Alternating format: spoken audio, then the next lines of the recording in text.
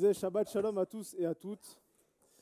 Et pour une fois qu'on commence à l'heure, si j'ai l'habitude de dire il y a assez Shalom, mais il n'y a pas toujours assez de temps. Mais grâce à Dieu, ça va être une étude que je vais essayer vraiment de peut-être un petit peu plus longue que j'ai l'habitude de faire. Et avec l'aide de Dieu, on va essayer de rentrer dans quelque chose d'assez profond. Mais pour commencer, mon cours, il va se concentrer exclusivement sur le chapitre 6 de Matthieu. Je ne vais pas lire tout le chapitre, on va lire déjà, comment on pourrait dire, au moins le chapitre 6 à partir du verset 19. Mais mon cours est vraiment sur tout le chapitre, mais on reviendra à cette partie peut-être plus importante que les autres. Mais je vais le lire pour vous. Ne vous amassez pas des trésors sur la terre, où la teigne et la rouille détruisent, et où le voleur perce et dérobe. Mais amassez-vous des trésors dans le ciel, et la teigne et la rouille ne détruisent point, où les voleurs ne percent ni ne dérobent. C'est là où ton trésor, là aussi sera ton cœur. L'œil est la lampe du corps. Si ton œil est en bon état, tout ton corps sera éclairé. Mais si ton œil est en mauvais état, alors tout ton corps sera dans les ténèbres. Si donc la lumière qui est en toi est ténèbres, combien seront grandes ces ténèbres ? Nul ne peut servir de maître, car ou il haïra l'un et aimera l'autre, ou il s'attachera à l'un et méprisera l'autre. Vous ne pouvez servir Dieu et Mammon. C'est pourquoi je vous dis, ne vous inquiétez pas de votre vie, de ce que vous mangerez, ni pour votre corps, de quoi vous serez vêtus. La vie n'est-elle pas plus que la nourriture, et le corps plus que le vêtement ? Regardez les oiseaux du ciel, ils ne sèment ni ne moissonnent, et ils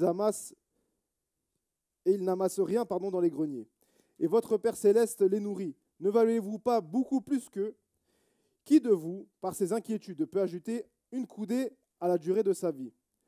C'est ce que je dis souvent quand les gens, des fois, ils sont inquiets. Ça sert à rien de s'inquiéter, tu peux on sait ni reculer, mais continuons. Et pourquoi vous inquiétez au sujet des vêtements ? Considérez comment croient les lys des champs. Ils ne travaillent ni ne filent. Cependant, je vous le dis, que Salomon même, dans toute sa gloire, n'a pas été vêtu comme l'un d'eux.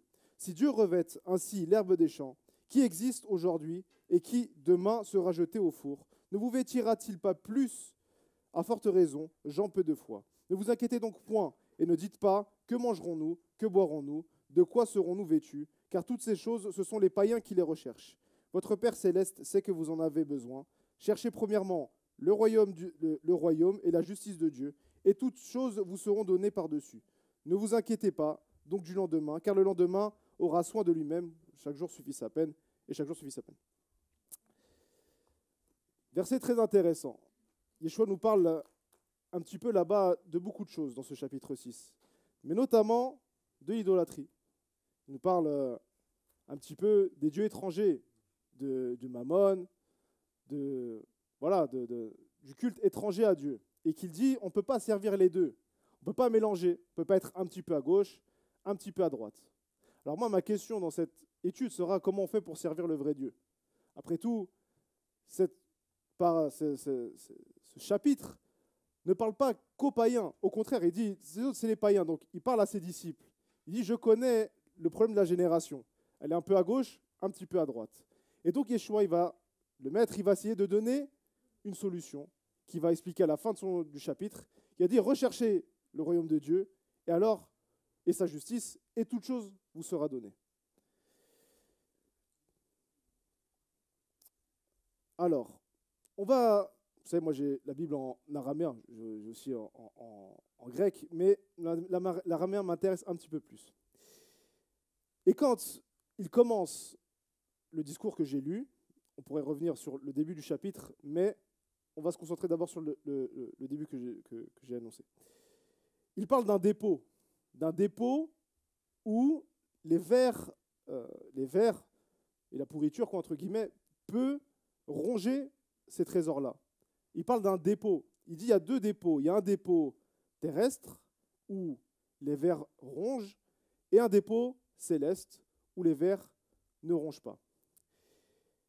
Et donc, en araméen, le mot pour utiliser pour le mot dépôt est simata. D'accord ? Et qu'il dit, alors le simata en hébreu, c'est l'équivalent de hatsar. Alors il y a deux écoles entre guillemets. On peut le traduire par hatsar, qui est aussi, comme on pourrait dire, un trésor, un lieu où on peut mettre, on pourrait dire, les choses cachées. Justement, Hatzar, c'est lié à Retz, donc la terre. C'est pour ça que certaines traductions, on va dire quelques traductions en araméen par rapport à l'hébreu, certaines mettent Hatzar et d'autres vont mettre Métémon, qui a à voir avec Mammon. Donc je ne sais pas, moi-même je ne sais pas, je ne saurais pas. Il y en a un qui parle de Hatzar, donc qui est lié à la terre, parce qu'il dit vraiment ne faites pas de dépôt sur la terre. A priori, ça pourrait coller. Et l'autre aussi, Mammon. Mais bon, peu importe. Mais avançons. Alors, Otsar, on va se concentrer sur ce mot d'abord. Otsar, ça veut dire trésor caché. D'accord? Comme on l'a dit, c'est l'anagramme de Haaretz. D'accord? Donc, c'est quelque chose qui est dans la terre, qui est lié profondément à la terre. Qui est comme un trésor que vous savez, on creuse, puis on met la croix, puis la carte et tout. Mais bon, je rigole. Mais on met donc son trésor à la terre. Et Hatzar veut dire cette chose-là. Contrairement à Matmon, pardon, donc la racine qui est tamar, caché, enfoui. D'accord? C'est là où on conserve les choses. Ça peut avoir comment on pourrait dire, un lien avec un grenier, une banque, un coffre. Donc c'est deux mots, bon, que chacun a traduit, mais les deux sont proches d'une, on va dire, d'une idée qui est de cacher quelque chose. Alors, qu'est-ce qu'un dépôt? On pourrait dire, quel est l'intérêt d'avoir un dépôt? On pourrait parler d'une banque, peu importe, que ce soit une banque, que ce soit que vous l'enterriez sous la terre, que ce soit à la banque, que ce soit ceci ou cela. Quel est l'intérêt, finalement, de cacher quelque chose? L'intérêt, il est que la chose que vous cachez a une valeur à vos yeux et aux yeux des autres. S'il n'a de valeur qu'à vos yeux, pas besoin de le cacher. Si vous êtes le seul à savoir que, je ne sais pas, une pierre qui semblerait anodine, elle vaut des milliards, personne ne le sait si ce n'est vous, vous pouvez la mettre en face de chez vous, vous voulez même dehors, personne ne la touchera, c'est qu'une simple pierre. Mais par contre, si tout le monde sait la valeur de l'objet, alors c'est la guerre. L'autre, il veut, non, c'est moi, non, c'est pas à toi, c'est à moi, etc.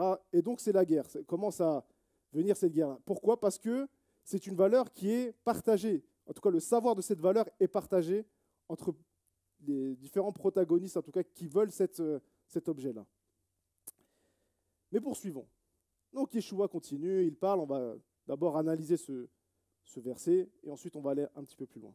Ensuite, une fois qu'il a parlé du dépôt, il nous parle de l'œil. Il dit, l'œil est la lampe du corps. Ouais. Alors ça va peut-être, pas forcément étonner, mais en tout cas, quelque chose d'intéressant à noter, c'est que les évangiles en araméen s'appellent la Péchita. Vous savez ce que ça veut dire, Péchita? Péchita. Vous connaissez en fait ce verbe, mais je vais vous le dévoiler. Péchita, combien il y a de sens qu'on pourrait dire, dans l'étude juive de la Bible, combien il y a de sens? On dit il y en a 4. Comment s'appelle le premier? Pshat. Pshat, Péchita, c'est la même racine. C'est pour ça que parfois dans les Bibles, je crois que c'était l'œil bon, j'ai pas fait attention, mais en bon état il met. En vrai, dans l'araméen, il dit « ayez l'œil simple ». Et c'est de ce verset qu'a été nommé la Péchita. Au nom de ce verset, « ayez l'œil simple », alors ils ont, les araméens de l'époque, en tout cas ceux qui parlaient cette langue, ont nommé la compilation des évangiles Péchita en l'honneur de ce verset. Il a dit « ayez l'œil simple ». D'accord? Alors que quand il parle de l'œil mauvais, il parle vraiment rat, bon, ce qui est mauvais. Mais pourquoi cet œil simple et pas tov, bon? C'est une question que je me suis posée. D'un côté, tu mets l'œil mauvais, je peux comprendre. Pourquoi tu mets simple? Quel est le lien, finalement? Je peux comprendre une opposition entre le bien et le mal, mais entre le simple et le mauvais. Comment comprendre cette chose-là? Alors, Péchita, en araméen, comme on l'a dit, ça veut dire simple, évident, simple, évident. C'est ce qui est premier. Vraiment évident. Tout le monde constate telle ou telle chose, c'est simple, sans complexe. Mais ça a une racine commune avec l'hébreu. Pardon, j'ai marqué un truc, c'est pas vrai. J'ai oublié de rayer. Mais, puis on parle de ne servir qu'un seul maître. Alors je reprends, excusez-moi. Donc la Péchita, une fois qu'il a dit « ayez l'œil simple », Yeshua, le maître, il dit ne servir qu'un seul maître. Quel est le rapport? Il nous parle d'abord d'un dépôt, puis d'avoir un œil bon, en tout cas d'avoir un œil simple. Puis à la fin, il nous dit, ayez un seul maître. On a l'impression que c'est un peu désordonné. On pourrait se dire, choisis où tu vas. Choisis un petit peu où tu me parles de l'œil, où tu me parles de ceci, où tu me parles de cela. Pourquoi simple, puis le dépôt, puis il n'y a qu'un seul maître? Donc il continue. Il dit que l'inquiétude, ce qu'il dit lui-même textuellement, n'ayez pas d'inquiétude sur ce que vous déposez. Donc on pourrait dire le icar, l'essence, c'est l'inquiétude sur ces objets-là. Car l'inquiétude mène à Mammon. Pardon. Un Mammon qui est le dieu, qui était un dieu mésopotamien, je crois. Et Mammona, c'est ce qui m'intéresse aussi, c'est que Mammona, c'est une racine araméenne. D'accord? Et que Mammona, ça veut dire argent, c'est ce qui désigne l'argent en général, mais plus que l'argent en tant que monnaie, ça désigne le profit, ce qui est profitable, ce qui est, voilà, c'est comme un intérêt. C'est pas forcément de l'argent, mais c'est quelque chose de palpable. Quand on parle de Mammona en araméen, on parle de quelque chose de profitable, de palpable. Ça peut être de l'argent, ça peut être autre chose, mais principalement, on parle d'argent. Mais continuons. Et la réponse que Yeshua lui-même va donner, c'est de rechercher le royaume de Dieu. Ouais. Et donc le rechercher, en araméen, ça donne ve'oi, d'accord, qui correspond à bakash, rechercher, qui veut dire demander, vouloir, désirer, rechercher, exiger. D'accord? Donc il dit de rechercher, demander, exiger le royaume de Dieu et sa justice, et toute chose vous sera donnée. Et donc, on va pouvoir entrer un petit peu plus profondément dans cette étude. On pourrait se dire, comme je disais tout à l'heure, mais où il va? Il parle d'un côté, si on reprend vraiment le chapitre au début, il dit, ne mettez pas votre justice devant tout le monde, que tout le monde ne vous voit pas, etc., etc. Ensuite, il parle de la prière, ensuite, il parle de ceci, et puis il dit, faites pas de dépôt, et puis il dit, ayez le simple, n'ayez pas d'autre Dieu. Et après, à la fin, cherchez le royaume de Dieu, et toute chose vous sera donnée. Quel est l'ordre? Vous savez, une des choses que Dieu aime, c'est la chokhma, la sagesse, l'intelligence. Et l'intelligence, la base de la base, c'est une organisation. Quand on arrive à organiser quelque chose, c'est une preuve d'intelligence. C'est-à-dire que je peux dire ça c'est au-dessus, ça c'est en dessous, ça c'est ceci ou cela, et donc j'arrive à ordonner. Alors on pourrait se dire, mais quoi, il n'y a pas... Où ça va tout ça? Où ça va? Je donne un chapitre, où ça va? Mais on va d'abord vraiment se concentrer maintenant sur le dépôt. Comme on a dit, le dépôt a une notion de quelque chose qui est caché. C'est-à-dire que je ne cache quelque chose, comme on a dit, qui a de la valeur. Donc je cache un objet de valeur, mais il y a toujours une crainte qu'il soit découvert. Malgré que je peux mettre la banque, les gardes, profondément dans la terre, il y a une seule carte pour aller sur le trésor, je la brûle, je la connais par cœur, je n'ai pas besoin, etc., etc. Il y a quand même un risque que quelqu'un un jour découvre ce trésor. Et donc, malgré tout on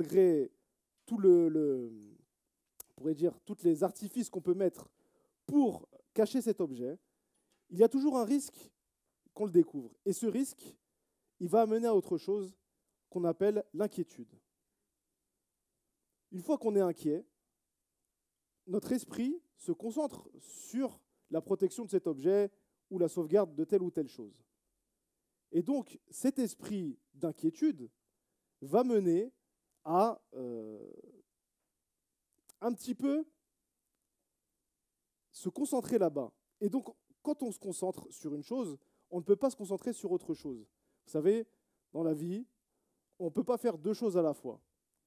On peut faire deux choses à la fois, mais je veux dire, on ne peut pas faire complètement, on ne peut pas s'investir de manière entière sur deux choses. Si on est entier, si on veut aller loin, si vous voulez aller loin, vous ne pouvez pas faire deux choses. Pour ceux qui font du sport, vous savez, quand on fait du sport et qu'on veut aller loin, on mange, on pense sport, on fait du sport. Le week-end, on pense au sport. C'est H24 parce que il faut être concentré exclusivement là-bas. Ça ne veut pas dire qu'il n'y a pas des moments de détente, ça ne veut pas dire etc. Mais le principal, la vie des sportifs tourne autour du sport. en priorité, avant le reste. C'est-à-dire que même s'il a des amis qui vont lui dire « Oh, mais viens, allez, on va en boîte, on s'en fiche du sport, etc. » et que lui, il se dit bah, « Non, je ne peux pas, il faut que je me tienne la ligne, j'ai besoin de ceci, de cela. » Il va l'écarter, c'est-à-dire priorité à son sport qu'à ses amis. C'est comme ça que normalement les grands sportifs font. Et il n'y a pas que les sportifs. Toute personne, même à l'école, vous savez, des fois des gens qui font des hautes études, si vous voyez des gens qui vont le traîner vers le bas, il va devoir l'écarter, tôt ou tard, parce qu'il ne pourra pas, on va dire, être à la fois dans les études et en même temps partager une amitié avec cet homme qui va le descendre, qui va dire non mais viens, allez on fume, on ceci, on se lance balade. Voilà. On ne peut pas être deux, on pourrait dire, on ne peut pas être concentré sur deux choses à la fois. Donc il y a deux notions dans le dépôt. Une tentative de garder la valeur de l'objet et le vol ou sa dégradation qui est sa dévaluation. Parce que Yeshua nous dit deux choses. Il ne dit pas seulement attention voleur, il dit il y a les voleurs, mais aussi la rouille. Donc quoi qu'il arrive, cet objet de valeur que vous cacherez, que vous mettrez les gardes, la caméra de surveillance, tout ce que vous voulez, elle va se dégrader avec le temps. Que ce soit, l'exemple le plus facile, c'est la voiture. Vous savez, une voiture, des fois, on achète cher. Et puis, 2 ans après, vous voulez la revendre. Vous regardez la perte. Ouais, ça dévalue très vite. Pourtant, une voiture, c'est quelque chose d'une grande valeur. Pourquoi? Parce qu'il y a des ingénieurs, il y a tout un tas de personnes qui ont travaillé à concevoir cette voiture. Elle ne s'est pas fabriquée toute seule. Il a fallu du métal, il a fallu telle et telle chose, du plastique, du ceci, de cela, etc. Et que des gens ordonnent cette chose-là, qui disent, voilà, il faut mettre la porte comme ça, on va mettre un design comme cela, on va mettre telle lumière, cela, et donc va donner une valeur à l'objet de cette voiture. Je pourrais parler d'autre chose, mais pour cette voiture, pour reprendre cet exemple, qui va donner une valeur haute. C'est-à-dire que le travail qu'il y aura derrière va donner une haute valeur à cette voiture. Malgré tout le travail qu'il y a eu derrière, au bout de 5 ans, cette voiture va se dévaluer rapidement. Parce qu'il y a la nouvelle voiture qui est sortie. Et donc, elle ne veut pas comme vous l'avez acheté. Peu importe la manière que vous voulez garder cet objet perdra de la valeur. Volé ou simplement dévalué. Poursuivons. Et donc, Yeshua nous dit, ne faites pas de dépôt sur ces objets qui sont passagers, qui se dégradent, qui passent. Faites-vous un dépôt dans le ciel où il n'y a pas de voleurs et où il n'y a pas de rouille, c'est-à-dire l'éternité. Il y a une seule chose pour Yeshua qui a de la valeur éternelle, ce sont, entre guillemets, les mitzvot, les commandements, les bonnes actions, qui là-bas resteront à jamais. Elles ne se dévalueront pas, peu importe ce qui se passera, elles ne se dévalueront pas. Excusez-moi.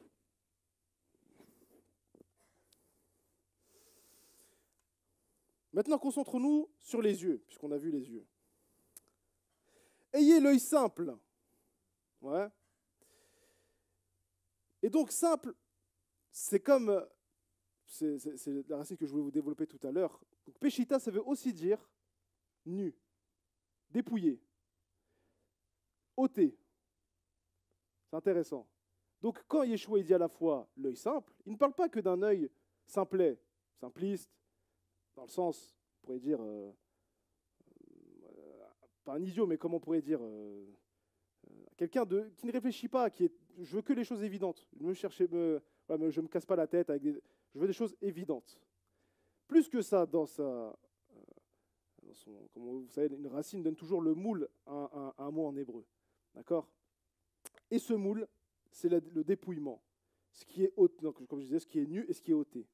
Alors, a priori, on pourrait en déduire qu'un œil mauvais, c'est un œil qui est habillé, qui a quelque chose dessus. Ouais. Maintenant qu'on a vu ça, qu'il y a une histoire de dépouillement de l'œil, savez-vous qu'il y a eu les premiers les yeux ouverts? Non? Pas de réponse? Vous savez pas? Eh bien, c'est Adam et Chava. Comme il est dit, ils ont mangé et leurs yeux se sont ouverts. Et ils surent qu'ils étaient nus. La grande question, c'est, tu ne savais pas que tu étais nu avant? Ah bon, tu as découvert là, maintenant tu étais nu. Comment Il y a marqué qu'il était nu. Il était nu et il n'en avait point honte. Ensuite, il y a l'histoire du serpent, et il dit, leurs yeux sont ouverts, et il est sûr qu'ils étaient nus. Voilà. Continuons. Mais c'est une question. Qu'est-ce que ça veut nous dire? Ah bon, ils étaient nus avant, ils n'avaient pas honte, puis les yeux sont ouverts, quoi, ils étaient aveugles, ils tâtonnaient. Comment elle a pu voir le... Parce que même le verset dit, et Rava a vu le fruit et vu qu'il était bon pour l'intelligence. Bah t'as vu. Alors, qu'est-ce que je me raconte? T'es aveugle, t'es pas... C'est quoi cette histoire? Donc, revenons là-bas. Vous savez, il y a ce qui est intéressant en hébreu, c'est qu'il y a un mot pour parler d'ouvrir les yeux. Vous savez c'est quoi ce mot-là? Ceux qui parlent hébreu, non? Comment? Non, ouvrir. Comme ouvrir. Ouais, c'est pas? Chazak, pétard. Mais pas pour les yeux. Il n'y a que les yeux, il y a un autre mot pour dire. D'accord, comme on dit à Ashri Yoshevitera, Poter et Yadecha, ou Masbia lechol chayratson. Ouvre tes mains, et que ouvre tes mains. Donc potéar, c'est ouvrir les mains. Mais pour les yeux, on n'utilise jamais potéar. On utilise pokéar. Comme ceux qui font les prières, ils disent Baruch Hashem au début, on fait les brachot du matin, Baruch Hashem, pokéar ivrim, qui ouvre les yeux des aveugles. Normalement, tu aurais dû dire potéar ivrim, qui ouvre, pareil, comme on parle des mains, qui ouvre les yeux des aveugles. Et le seul mot en hébreu pour parler des yeux, il change une seule lettre, pokéar. Et pokéar, ça veut aussi. Alors, il y a un seul exemple où ça parle des oreilles. Ouvre tes oreilles. Mais tout le reste, pokéar, ne parle que des yeux, en hébreu. C'est intéressant. Mais poursuivons. On va lire. Je vais lire. On va lire quelques exemples comme ça, pour comprendre et rentrer peut-être un petit peu plus profondément dans le sujet. On va lire Genèse 21, 19. Excusez-moi. Je ne sais pas si je l'ai en hébreu, peut-être. Ah, attendez. 21, 19. Donc c'est l'épisode où Agar va trouver le puits. Voilà. L'Éternel lui dessaya les yeux, et elle aperçut une source. Elle y alla, emplit l'outre d'eau et donna à boire à son enfant. Dieu fut avec cet enfant et il grandit. Il demeura dans le désert et forma une troupe d'archers. Il habita le désert de Paran, etc., etc. Mais ce qui nous intéresse ici, c'est qu'au moment où Agar était dans le désert, elle ne voyait pas le puits. Tu vois pas de puits? Tu as soif. Une soif. Elle va mourir. Elle ne voit pas le puits. Comment tu ne vois pas le puits? C'est une question. Comment quelque chose qui est évident et devant les yeux disparaît en fonction de ce que Hachem, Dieu, va ouvrir ou fermer les yeux? Il y a plein d'exemples comme ça. On pourrait lire, j'ai un autre exemple en 2 Rois 6, je vais vous le dire à l'oral, ce sera plus simple. Mais lorsque Élisée, il y a des troupes qui viennent chercher Élisée, il y a son disciple à Élisée qui dit « Ah, on va mourir, ça y est, on est encerclés. » Il dit ah, « T'inquiète, ils ont une grande armée, il y a une grande armée derrière nous. » De quoi tu parles? T'inquiète pas. Et il dit Hachem a ouvert les yeux des soldats et ils ont vu une armée d'anges. Ils ont fui, ils ont eu peur. Alors on y va. Et ils sont barrés et malgré tout, il y a une question qui se pose, ils ne les voyaient pas avant. Ils ne les voyaient pas avant. Ça veut dire que la question, elle est, que voyons-nous vraiment?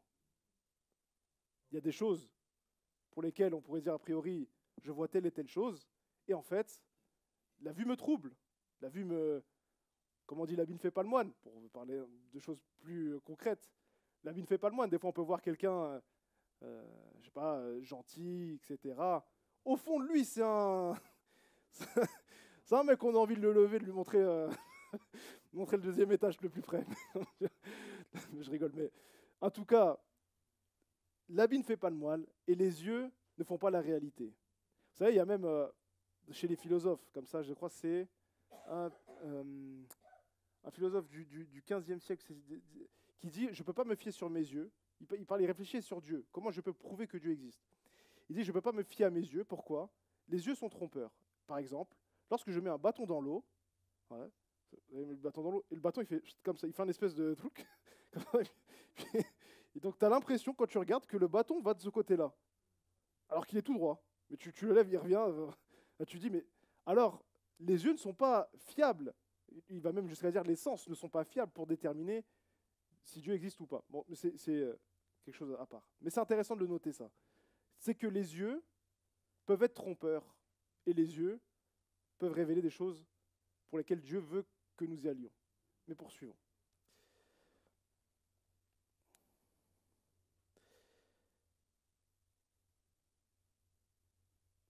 Ok. Dans ces deux exemples-là, que j'essaie de vous sortir, donc pour Élisée et Agar, une chose qu'on va essayer de comprendre, c'est que les deux, au départ, avaient une mauvaise intention. Et que le fait d'ouvrir les yeux a changé leur intention. Agar, au début, avait voulu laisser Ishmaël, presque le laisser, tu sais quoi, on va mourir, je veux pas te voir, mon fils, va au loin, et puis on meurt. Au lieu d'essayer de s'en sortir, d'essayer de trouver quelqu'un, etc., etc., elle a presque voulu mourir avec son fils.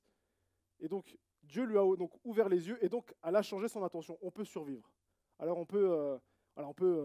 va aller plus, on va survivre grâce à Dieu, etc., etc. De la même chose pour l'armée d'Aram, même s'ils n'ont pas fait Teshuva quelque part, mais ils n'ont pas touché au tzaddik, au juste qui était Élisée, parce qu'ils ont vu les anges. Et donc, la confiance qu'ils avaient au début s'est transformée en peur. Et donc, ils se sont enfuis. Donc Dieu, lorsqu'il ouvre les yeux, c'est pas juste pour faire plaisir, c'est pas juste pour, on pourrait dire, voilà, t'es un mec super grand, machin, etc. Il y a un but. À chaque fois qu'il ouvre les yeux, il y a un but. Mais on voit tout de même une différence entre Chava et Adam, qui ont découvert leur nudité, et les deux autres exemples que j'ai cités, qui ont, on pourrait dire, qui étaient partis d'une mauvaise intention. Bon, on va voir.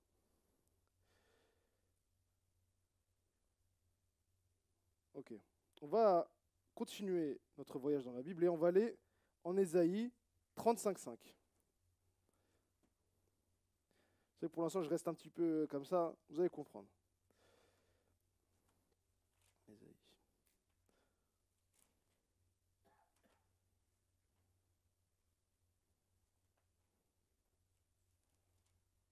Oh, okay. Dieu parle dans ce verset de la rétribution de Dieu. Ouais. Donc je vais commencer je vais lire à partir du verset 4. Dites à ceux qui ont le cœur troublé, prenez courage, ne craignez point. Voici votre Dieu, la vengeance viendra, la rétribution de Dieu. Il viendra lui-même et vous sauvera. Alors s'ouvriront les yeux des aveugles, s'ouvriront les oreilles des sourds. C'est là où il est marqué justement poker, donc les oreilles des sourds. Alors le boiteux sautera comme un cerf et la langue du muet éclatera de joie, car les eaux jailliront du désert, etc., etc. Ici, Ésaïe nous dévoile quelque chose. L'ouverture des yeux a à voir avec ce fameux dépôt, cette rétribution. On parlait de dépôt tout à l'heure. On disait qu'il y avait un dépôt qui se détruit, qui se dégrade, qu'il soit volé ou naturellement qui va se dégrader. Et Ésaïe vient nous parler justement de cette fameuse rétribution qui est l'ouverture des yeux. Alors, de quoi nous parle Yeshua? Est-ce que la rétribution finale des cieux, c'est l'ouverture des yeux? On va le voir que ça va un petit peu plus loin. Continuons. Alors, on parlait d'œil simple. L'œil simple, on pourrait comprendre à partir de ce moment-là que c'est celui qui voit la rétribution de Dieu. Il commence à voir non plus ses richesses, non plus son dépôt, non plus toutes ces choses-là qu'il a accumulées. Au lieu de voir ses dépôts, il va y voir la rétribution de Dieu. L'œil simple, c'est celui qui s'est dépouillé finalement de l'habit, qui a enlevé la matérialité, qui a enlevé ce qu'il voyait en premier abord. Ouais. Excusez-moi, je me retrouve un petit peu. D'accord. L'œil simple, donc, c'est celui qui va se dépouiller de l'habit, de la matérialité. Il va commencer non plus à voir des choses de la terre, mais les choses du ciel. C'est pour ça qu'on parle de dépouillement, de nudité. Ça veut dire qu'il ne voit plus telle armée qui avance sur Jérusalem, il commence à voir les péchés d'Israël. Il ne voit plus, on pourrait dire, je ne sais pas, telle ou telle chose, il y voit la conséquence de la volonté de Dieu, la rétribution de Dieu. Elle peut être une punition, cette rétribution, ou elle peut être un bénéfice. Mais en tout cas, ses yeux sont concentrés non plus sur ce qu'il voit d'une manière première, il commence à voir ce qui est caché derrière ce qu'il voit, cette matérialité. Il ne voit plus un homme en colère, il y voit soit une possession, peu importe, mais ce que je vous dis, ce n'est pas forcément une possession, mais ce que je vous dis, c'est qu'il y voit autre chose que la chair et le sang. Il y voit quelque chose qu'il y a derrière, pour ses péchés à lui, ou qu'il n'est pas bien, ou que ceci, je ne sais pas, j'invente, sorcellerie, ou ceci, ou cela, ou l'idolâtrie, etc., etc. En tout cas, ses yeux se sont déshabillés, ils sont devenus nus. Et donc, comme Adam et Chava, il voit ce qui fait honte. Il commence à voir les problèmes. Derrière les rétributions, il commence à voir ce qui ne va pas au niveau de Dieu, de ce qui est invisible. Ouais. L'œil a donc un rapport direct avec la recherche des besoins immatériels ou matériels selon où l'on en est dans la vie. Avec Dieu plutôt, on va dire. Car plus les choses ont de valeur, et plus on a l'œil ras, habillé. Plus on cherche des choses de valeur, plus on commence à ne plus voir finalement ce qu'il y a Dieu derrière. Je vous donne un exemple. Vous pouvez être l'homme, allez, on va dire, un homme vraiment sadique, juste, etc., etc., mais il a un défaut, bon, il aime un peu l'argent comme ça. Et vous lui mettez des milliards de millions de milliards. Et là, il est le plus riche de la Terre, du monde, de l'univers jamais existant. Ouais, cet homme-là, avec le temps, il ne se concentrera plus sur Dieu, il se concentrera pour rester la première fortune du monde, de l'univers, etc., etc. C'est ça qui l'intéressera. Et donc, son cœur se détournera. Il n'ira plus voir les choses de Dieu. Quelle est la conséquence? Pourquoi j'ai reçu ce salaire? Il va commencer à voir comment je sauvegarde ce salaire. Maintenant que Dieu m'a donné, c'est à moi. Alors que David, vous savez, il était riche, mais il a dit dans le psaume, je suis pauvre. Ouais. Il a dit, je suis pauvre. Alors qu'il était ultra riche. Pourquoi? C'est le seul que malgré, enfin, c'est pas le seul, mais c'est un des seuls qui, malgré toute la richesse, malgré sa position favorable, lorsque son fils lui fait un coup d'État, il dit, l'Éternel a donné, l'Éternel a repris. C'est-à-dire que sa position, sa richesse, ses amis, etc., il dit, ça, c'est les dépôts de la terre. C'est quelque chose de très bien, il n'y a aucun problème. Mais ce n'est pas le principal, ce n'est pas ça que je cherche. Si Dieu m'a donné, ce n'est pas tellement pour que je garde, c'est parce qu'il a un but précis pour moi. Maintenant, ce que je veux, c'est du ciel. Il n'y a que cette chose-là qui m'intéresse. Oui. Job? Je crois, peut-être c'est Job, mais je crois qu'il y a David aussi, non? Ok, bon, peu importe, peu importe. Peu importe. Mais continuons. D'accord. Alors, on pourrait se poser la question, quel est le rapport de l'œil, véritablement, avec les recherches, avec cet aveuglement qu'on va avoir? Et on va rentrer donc dans l'Exode, chapitre 23, à partir du verset 8.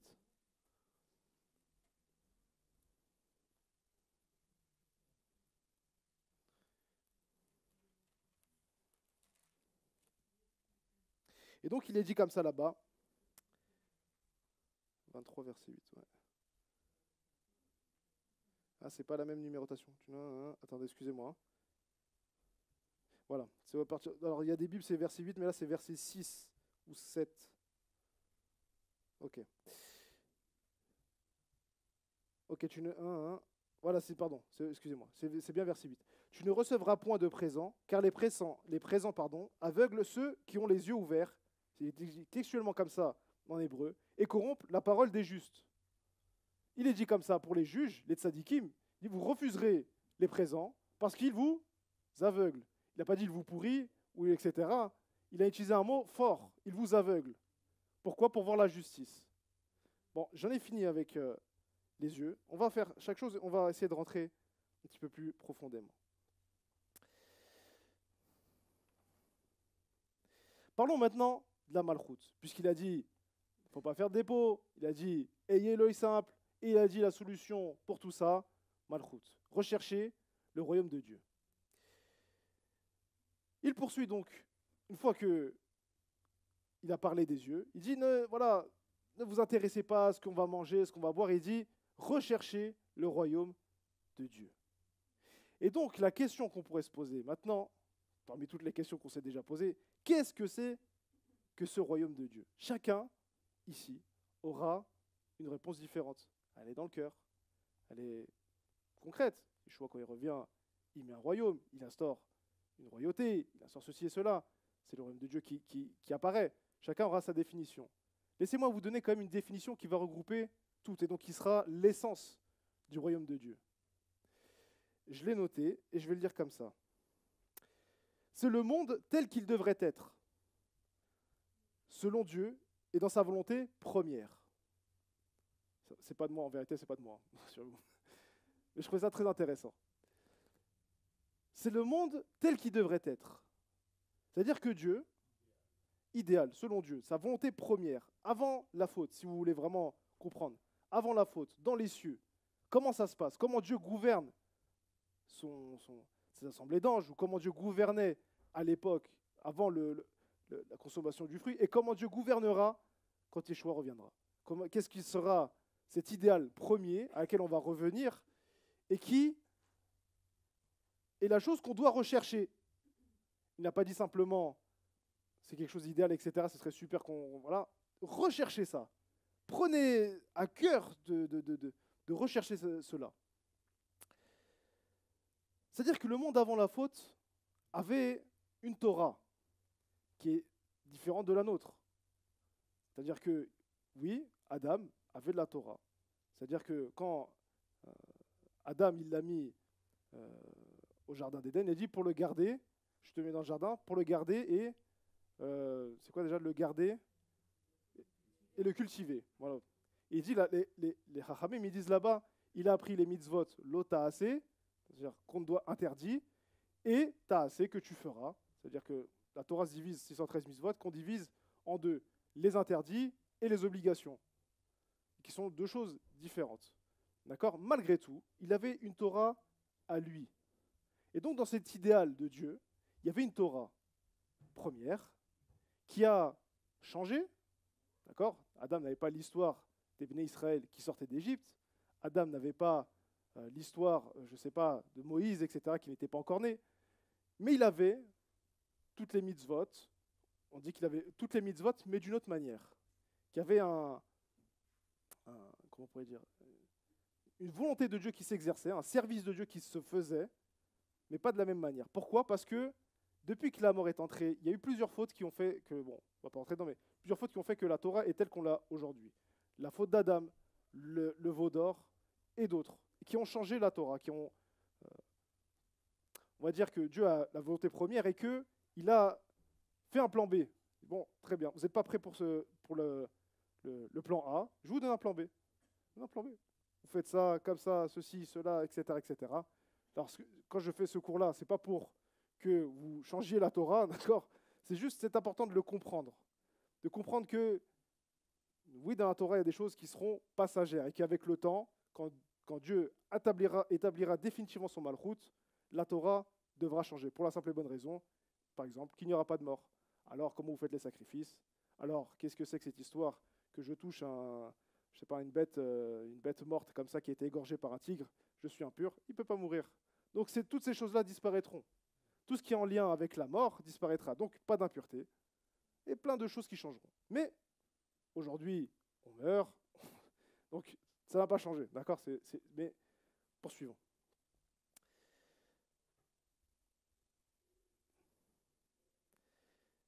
C'est-à-dire que le monde avant la faute était totalement différent. Mais on peut le voir, d'une autre manière. Dans le présent, il y a encore le royaume de Dieu. Ce n'est pas juste il y a longtemps ou ce sera longtemps après. Aujourd'hui, s'exerce le royaume de Dieu. De quelle manière? Pas ici, puisqu'on a dit qu'il n'y avait pas la volonté première de Dieu, mais on pourrait dire comme ça, dans les cieux, au niveau des anges, au niveau de tout cela, ils ont aussi un service, une Torah, qui est différente de la nôtre, mais qu'ils exercent. Et on va essayer de s'y intéresser là-bas. D'accord? Plusieurs fois dans les prophètes, ou dans la Torah, ou peu importe, mais vous voyez les anges qui obéissent à Dieu d'une manière complètement différente. Ils obéissent à Dieu, presque on pourrait dire, avec moins de règles, mais beaucoup plus d'exigences.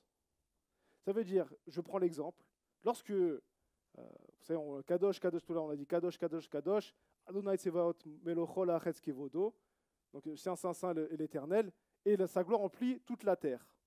Ouais. Il dit, comme ça textuellement dans le verset, il part, il revient, il redit Kadosh, Kadosh, et toute la journée jusqu'à l'éternité. C'est pas la même chose quand même. Alors c'est vrai, c'est plus long, donc le Sidour, mais au moins, vous n'en avez que 3. Vous savez, je connais quelqu'un, comment on pourrait dire, à Marseille, qui est un ami à moi, qui est un juif orthodoxe, et on parlait de ça.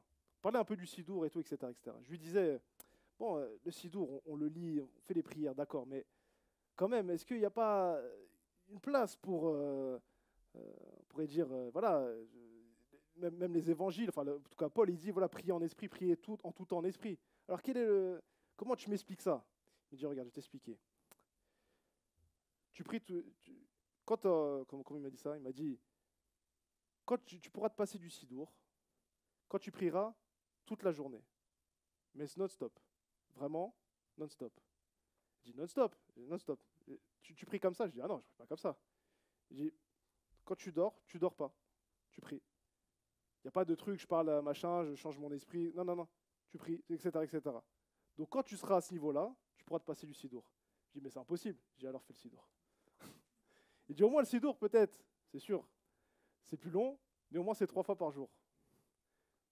On a fixé un plan B, qui est de, puisque tu ne peux pas prier tout le temps, sans cesse, tu as le Sidour, 3 fois par jour. C'est moins, on pourrait dire, fort, moins exigeant. En tout cas, du point de vue, c'est plus quantitatif, on va dire comme ça. Il y a plus de quantité de choses à dire, mais c'est moins qualitatif. C'est-à-dire que Dieu a une exigence à ce niveau-là, quand il parle des anges qui prient, tel que si l'ange arrête de prier, il descend tout de suite. Je ne vais plus te voir.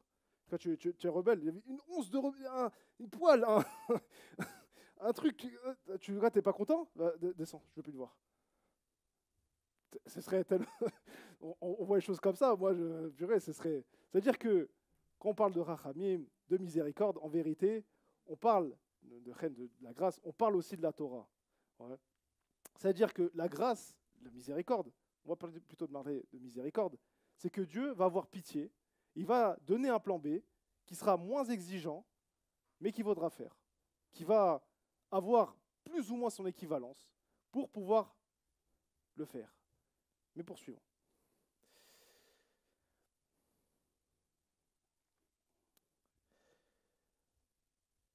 Ok. Alors, ça, je l'ai déjà dit, excusez-moi, hein, je me retrouve un petit peu. Okay. Donc, on a dit, effectivement, le malchout de Dieu, c'est la volonté de Dieu telle qu'elle devrait être, le monde tel qu'il devrait être. D'accord?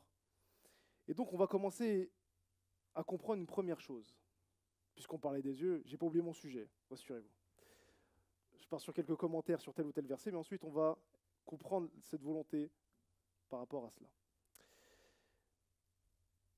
Finalement, en vérité, lorsque, on pourrait dire, vos yeux sont tournés vers la matière, donc pas sur le malchout, alors vous avez un écran. Vous avez quelque chose qui fait que vous ne pouvez pas voir. Comme un voile. Vous avez un voile devant vous. Et donc, vous ne voyez pas ce que Dieu veut dans sa volonté première. Pourquoi? Puisque tu aimes la matière, je vais t'en donner. Tu aimes les rideaux, tu aimes les beaux rideaux. Je vais te donner un beau rideau, tu vas voir. Et donc, il donne un rideau qui fait qu'on ne voit plus ce qu'on devrait voir. Ou du moins, il y a quelque chose qui va se cacher derrière ce rideau. Et dire, puisque tu n'aimes pas la volonté première, je vais te donner la volonté B, le plan B, qui est plus matériel, mais qui n'est pas pour autant moins exigeant. En tout cas, on va dire, qui n'est pas, c'est pas non plus cool, tranquille. C'est une deuxième volonté qui va s'exercer, mais qui va vous faire perdre un statut, qui va vous faire reculer. Un petit peu comme, vous savez, à la base, tous les Bnei Israël devaient être Cohen. Ouais. Tous les premiers-nés devaient être Cohen. Ils devaient tous, à la base, au temple, c'était les premiers-nés qui devaient être Cohen, qui devaient donc exercer les prières, etc., etc. Jusqu'à que vienne le veau d'or. Quand il y a eu le veau d'or, Hachem a dit, bon, puisque c'est comme ça, qui sont ceux qui n'ont pas été dans le veau d'or? Les Lévim, très bien. Eh bien, ce sera les Lévim qui vont exercer dans le temple. Parce que vous avez étiez proche de Dieu, c'est-à-dire qu'un moment, un moment du malchout de Dieu, c'est aussi quand Dieu donne la Torah. C'est-à-dire que là, tout s'exerce selon sa volonté première, tout lui obéit, c'est-à-dire presque les Bnei Israël pouvaient dire à la montagne, sors, la montagne sortait, parce que la matière obéit à l'homme, mais puisque c'est comme ça, vous avez voulu de la matière, je vais vous donner de la matière. Alors, il leur a donné des mitzvot concrètes et inscrites dans la matière, que je le répète, il faut faire. C'est-à-dire c'est le moyen d'accéder à plus haut. D'accord? Il faut bien faire cela pour aller plus loin. Si vous ne faites pas cela, alors vous allez reculer encore. Comprenez ce que je veux dire? C'est-à-dire que là, vous n'êtes plus dans la volonté B, vous êtes dans la volonté C. Là, tellement loin, tellement loin, tellement loin, que là, maintenant, s'exerce on pourrait dire des voiles et des voiles et des voiles et des voiles. Là, tu es aveugle, tu vois que le poteau, le machin. Donc, on ne voit plus les choses qui sont de Dieu. On voit que des choses matérielles. Et continuons notre étude. Alors, l'étude de cette Torah, qui est donc l'étude de ce malchut, de cette volonté première, elle a pour but de vous enlever vos écailles de vos yeux. Ouais. Ça veut dire, qu'est-ce qui se passe à chaque fois que Dieu ouvre les yeux? On voit que ces personnes-là avaient des écailles dans les yeux, sauf pour Chava et Adam. Eux, c'était l'inverse. Autant pour Agar, Dieu a retiré l'écaille pour une volonté qu'il avait. Il dit, bon, ton fils il a prié, quand même tu as quelques mitzvot, je vais te faire approcher un petit peu. Et elle a vu le puits. Et grâce à Dieu, il y a l'eau. Mais Adam, c'est l'inverse. Il a reculé. Puisqu'il a mangé, il a désobéi, alors Dieu lui a montré son corps et la honte qu'il y avait derrière. C'est-à-dire que quand Adam, au début, il ne voyait pas le corps, oui, il avait la vue, mais il ne voyait pas le corps. On pourrait dire presque, il voyait comme la matrice. Vous savez, je ne sais pas si vous avez vu déjà ce film, qu'à un moment, il voit que le truc en code. On pourrait dire presque, Adam voyait ça, que des lettres en hébreu. Il ne voyait pas, le corps, le machin, etc., etc. Il voyait cette volonté de Dieu. Il avait cette vision-là. Non pas il ne voyait Chava, sa femme, comme, je ne sais pas, on dit que Chava était très belle, comme une femme magnifique, etc. Il voyait, c'est cette femme que Dieu a voulu qu'elle sorte de ma côte, etc., etc. C'est la volonté que Dieu a voulu que je prenne pour ma femme. C'est ça, comme cela qu'il voyait les choses. Il ne voyait pas ni la nudité, qu'elle soit nue, pas nue, ce n'était pas important pour lui. Ce n'était pas ça qu'il voyait. Il voyait au-delà de la matière. Il voyait l'âme de sa femme. L'âme qui, je le rappelle, est invisible, a priori. Enfin, pas a priori, elle est invisible. Mais il voyait donc l'âme de sa femme, il voyait l'âme de sa femme et non pas son corps. Et donc, Yeshua, quand il vous parle, il vous dit, n'ayez pas de dépôt, c'est pour que vous n'ayez pas d'écailles dans vos yeux. Qu'il n'y ait pas, on pourrait dire, cet esprit de concret, de matière, de choses passagères. Ne voyez pas les choses passagères. Voyez les choses qui sont éternelles. Derrière ce poteau, l'air de rien, se cache quelque chose d'éternel. Quoi? Je ne sais pas. Mais se cache quelque chose d'éternel. Derrière cette assemblée se cache quelque chose d'éternel. Quoi? Je ne sais pas. Mais il y a quelque chose d'éternel. Derrière chaque chose se cache quelque chose d'éternel. Ouais. Ok. Alors, Yeshua nous parle de cette recherche, donc du malchut, cette étude qui est ultra importante. Vous savez, il y a deux choses qui font que vous allez grandir, l'étude et la prière. Les deux sont complémentaires. Mais l'étude, on pourrait dire, c'est comme si vous étiez, ce que je disais hier, on parlait un petit peu avec ma femme et sa maman, on parlait de ça un petit peu, mais on disait, la prière, c'est du bas vers le haut, c'est-à-dire que j'ai un état de cœur à laquelle je vais transmettre à Dieu. Je vais dire, Dieu, aie pitié de moi, ou je suis heureux, ou ceci, ou cela. Peu importe, en tout cas, c'est du bas, de cette matérialité qui monte. L'étude, c'est l'inverse. C'est la révélation. C'est comme si vous étiez prophète. C'est-à-dire que quand vous étudiez Moïse, l'espace du temps où que vous étudiez Moïse, vous êtes Moïse. Parce que, comme on dit, si un prophète qui vient et il dit ceci et cela, mais n'obéit pas à la Torah de Moïse, on le vire. Pourquoi? Les Chachamim me disent, Moïse est un plus grand prophète que toi. Comme il est dit, il ne s'est pas levé en Israël de plus grand prophète que Moïse. Donc tous les prophètes doivent s'accorder avec Moïse. Parce que lui, c'est le plus grand des prophètes. D'accord? Mais lorsque vous étudiez la Torah, l'espace de cet instant, l'espace de ce moment où vous étudiez, vous êtes Moïse. Quand vous étudiez les évangiles, l'espace d'un instant, alors je ne dirais pas que vous êtes Yeshua, vous êtes Matthieu ou Luc ou ceci ou cela. Vous êtes celui qui rapporte cette parole. Vous incarnez dans la personne que vous essayez de comprendre. C'est-à-dire qu'il vous a légué une prophétie, il a eu une prophétie, etc. Prenons n'importe quel prophète. Il a eu telle prophétie qu'il a mis par écrit, d'accord? Et cet écrit, il l'a transmis comme un héritage, c'est pour ça qu'on parle de testament, mais l'héritage, il l'a donné à ses suiveurs, et que le fait de reprendre ça, c'est comme si vous reviviez quelque part Isaïe, Moïse, etc. Vous êtes l'espace d'un instant, cette personne-là. Et plus que ça, lorsque vous étudiez le Tanakh complètement, vous êtes presque l'espace de cet instant. Au-dessus, vous êtes l'assemblage de tous ces prophètes. Vous essayez de comprendre la volonté de Dieu. Vous êtes de plus proche encore de la volonté de Dieu. Mais continuons. Il n'y a rien donc d'autant important que l'étude. Alors le malchut ne s'obtiendra que par la hanava. Je vais aller vite parce que le temps avance. L'étude ne s'obtiendra que par la hanava. Vous savez, hanava, ouais, il y a Aïn, comment on écrit hanava? Aïn, Nun, Vav, He, hanava. Ok? Et hanava, on pourrait presque lire Aïn. Ouais. Je ne dis pas qu'on lit Aïn. D'accord, je n'ai pas dit ça. Je dis on pourrait presque lire Aïn. Pourquoi? C'est connecté. Vous savez, il y a un grand rabbin qui a écrit une chose sur la Hanava. Il a écrit une lettre qui fait ça, pas plus. Et qu'est-ce qu'il a dit dans sa lettre sur la Hanava, sur l'humilité? Ne regarde jamais personne dans les yeux. C'est ce qu'il a dit lui-même. Tu veux le secret de la Hanava? Il n'y a pas besoin de faire un livre entier. Une lettre. Ne regarde jamais personne dans les yeux. Regarde toujours à terre, comme si tu étais un pauvre. Pourquoi? Parce que le pauvre, c'est aussi connecté à un Ava.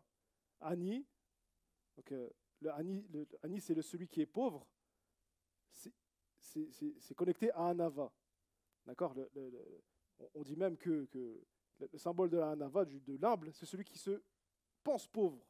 Pourquoi on dit Ve'aish Moshe Anav Meol Mikol Adam Alpene Adama? Parce qu'il est plus humble que tous les autres sur la surface de la terre, parce qu'il s'estimait pauvre en mitzvot, pauvre en ceci, pauvre en cela. Il ne se voyait jamais comme quelqu'un, moi, la Torah, machin, j'ai tout fait, grâce à moi il y a le peuple d'Israël, moi, machin, j'ai vaincu le pharaon. Jamais de sa vie. Le peuple d'Israël voulait le lapider. Qu'est-ce qu'il a dit? Ma foi, écoute, il faut bien mourir un jour. Il voulait faire ceci et cela, on reprend. Ah, qu'est-ce que tu veux? Moi, je suis rien. Et que quand Dieu lui-même lui a dit, pour un cheveu, comme on parlait tout à l'heure de cheveux, des anges qui partaient, pour un cheveu, il lui a dit, tu vas taper le rocher, il y a de l'eau, et tu vas parler au rocher, pardon, il y a de l'eau, il lui a tapé. Il dit quoi? J'ai pas entendu, tu as tapé? Ah, tu crois que tu fais ce que tu veux? Oui, tu crois que tu fais ce que tu veux? Non, non, non, non, ma volonté c'était, tu parles. Et là, tu frappes. Vous voyez l'exigence de Dieu. Elle est que, mais malgré tout, Moïse, il a dit, c'est toi le roi, c'est toi qui décides. Si tu veux pas, alors qu'il en soit ainsi. Bien sûr, il a essayé de prier quand même, mais tout de même, il a accepté la décision de Dieu. Alors pour voir Malchut, il faut aller au-delà des yeux. Il faut, on pourrait dire, enlever tout ce qui vous dépouille, tout ce qui vous habille de vos yeux. Les problèmes, l'argent, le bénéfice. Comme on parlait de bénéfice tout à l'heure. Le bénéfice, c'est ça qui fait les problèmes. Et là, je vais essayer de connecter tout ce qu'on vient de voir. Vous avez vu qu'on parlait de Mammon, qu'on a dit que c'était l'argent. Ok. Revenons au tout début du chapitre. Alors, ne faites pas les tzedaka devant les hommes. Ouais. Ne faites pas la prière devant tout le monde. C'est quoi après? Il n'y a pas la prière, après c'est quoi? Non, ça on l'a déjà dit. Il y a la prière, il y a... Attendez, excusez-moi, je reprends le verset, on va le reprendre ensemble. Non.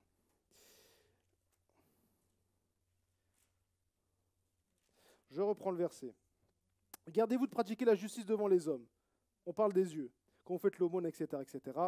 Quand vous priez, ne soyez pas comme debout comme des hypocrites qui aiment être vus par les hommes. Hein, que vous priez à notre Père, etc., etc. Lorsque vous jeûnez, c'est ça, c'est le jeûne après. Ne soyez pas un air triste, etc., etc. Encore une histoire d'œil. Ne vous amassez pas des trésors, donc c'est ce qu'on parlait après. Tout est une histoire de vue. Tout ce chapitre-là est une histoire de vue. Et quel est le rapport avec Mammon? Parce que, oui, on parle d'argent, c'est vrai, mais on parle surtout du profit. Le profit, quel qu'il soit, de telle ou telle manière, aura forcément, quelque chose de visible. Je veux le kavod, je veux des honneurs, je n'ai pas besoin d'être très riche. Je peux me dire, dans cette caille-là, j'ai une petite position, je peux faire machin, je peux montrer.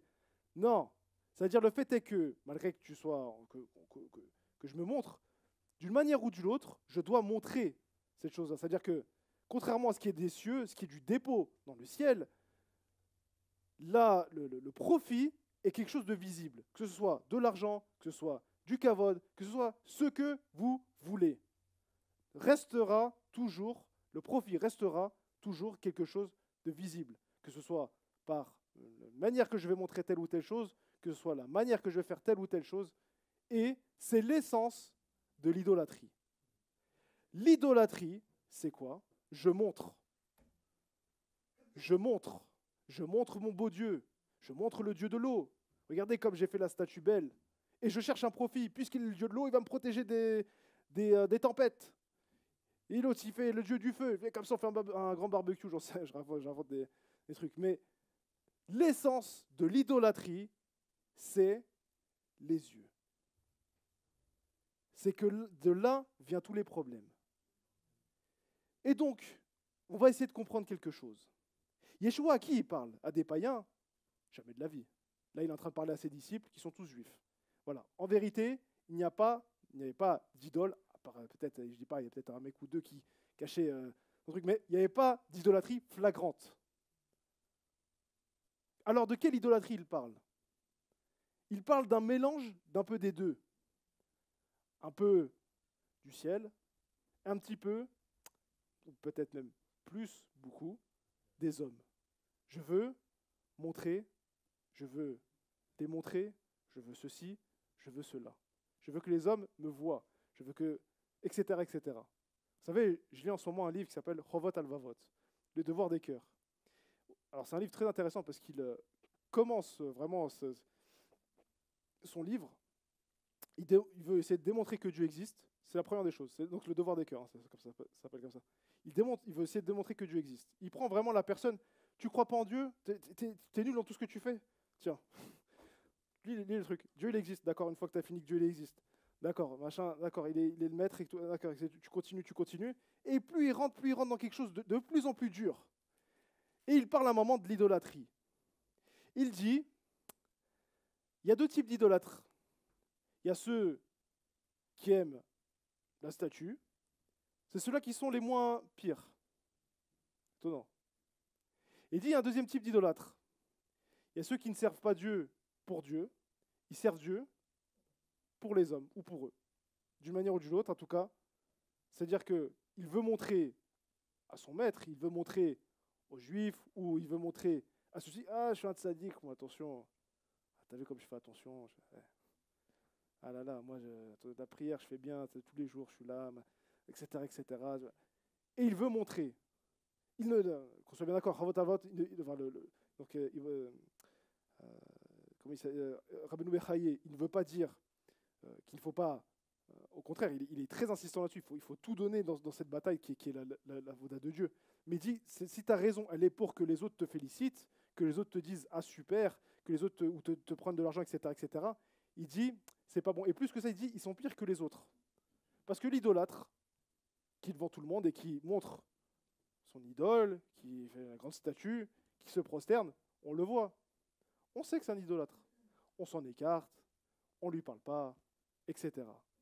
Mais alors, celui qui fait pour les hommes, le problème c'est qu'on ne peut pas le savoir.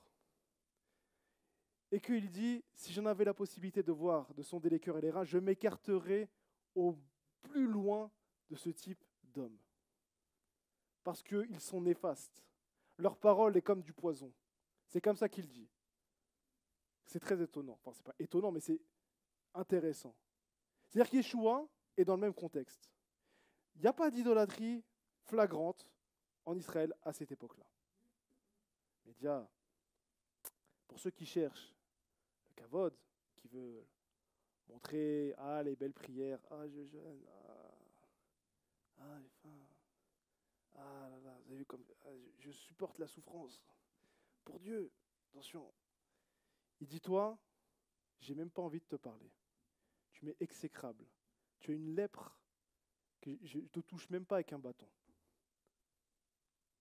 Parce que tu sers les hommes. Tu ne fais pas les choses pour Dieu. Tu n'essaies pas d'avoir la volonté de Dieu. Tu n'essaies ni d'avoir la première, ni la deuxième, ni etc. Tu veux juste servir les hommes. Alors Yeshua, quand il nous parle de ce Dieu qui est Mammon, il parle du profit, mais avant tout il parle du Satan. Parce que le Satan, c'est lui, si l'on peut dire ainsi, le Dieu du profit. Tu veux de l'argent? Attends, il va le voir, t'inquiète, tu veux un chèque? Je te donne un chèque. Il te fait le chèque, au nom d'eux, très bien. Clac, là, tu le mets ça à la poste, c'est moins cher. Il te montre que de la matérialité. Qu'est-ce qu'il vient voir le Satan quand il va voir Yeshua? Tu veux des royaumes? Je te donne des royaumes. Que tu veux, t'as faim? Donne du pain. Pourquoi? Quel est le fondement de la matérialité, le problème de la matérialité et de l'idolâtrie qui va derrière? C'est de vous rendre aveugle. L'idolâtrie, la matérialité en général, vous rend aveugle. Mais pour sûr. C'était très intéressant.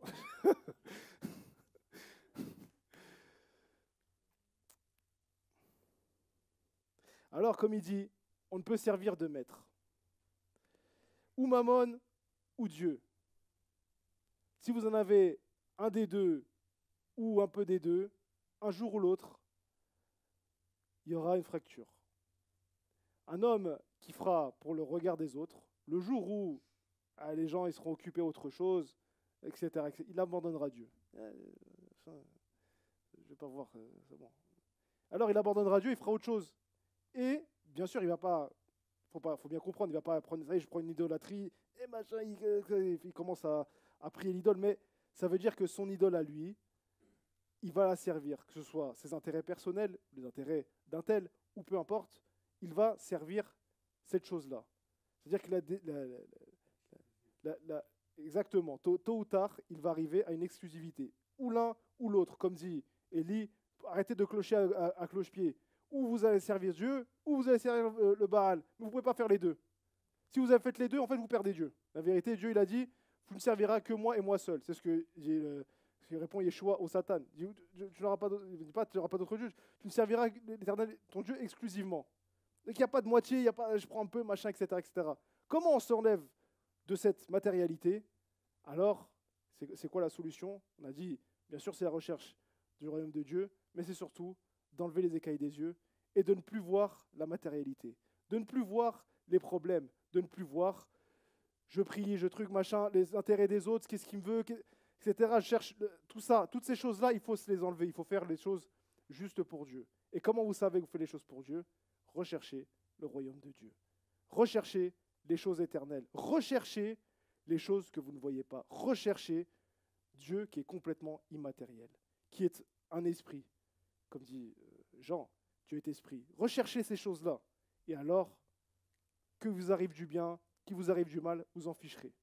C'est-à-dire qu'Yeshua ne dit pas, pour conclure, on va conclure, pour conclure, Yeshua ne dit pas, alors vous n'aurez que des problèmes. Il dit, recherchez d'abord, et ensuite toutes ces choses-là, les vêtements, la nourriture, vous sera donné. Dieu est celui qui connaît tous les cœurs, tous les besoins.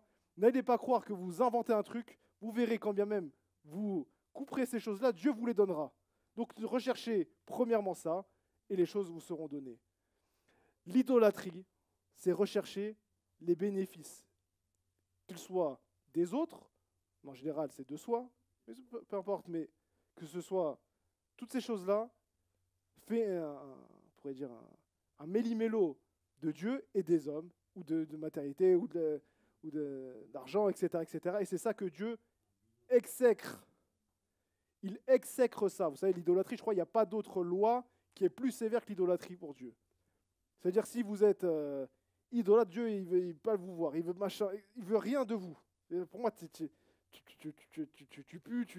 je ne veux pas te voir. Tu es comment on pourrait dire, tu es lépreux, tu as quelque chose qui est sale, tu ne peux pas entrer en ma présence. Relâche cette idole, relâche ce que tu vois, relâche toutes ces choses-là, et alors Dieu vous donnera ce que vous avez besoin. En attendant, Shabbat Shalom.